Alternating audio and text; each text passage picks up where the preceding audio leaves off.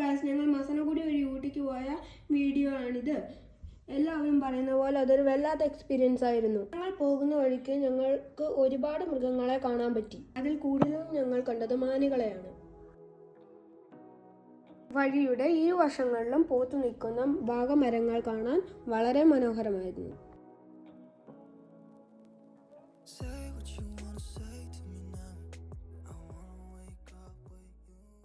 നീലഗിരിയിൽ കൂടുതലായി കാണപ്പെടുന്ന ജാർഖണ്ഡ മരങ്ങളാണിവ.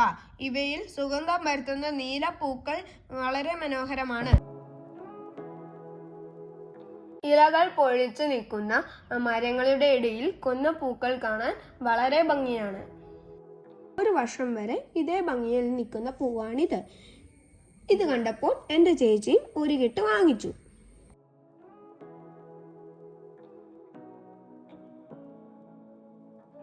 മനോഹരമായ കാഴ്ചകളും കണ്ട് ഞങ്ങൾ ഊട്ടിയിൽ നിന്ന് തിരിച്ചു.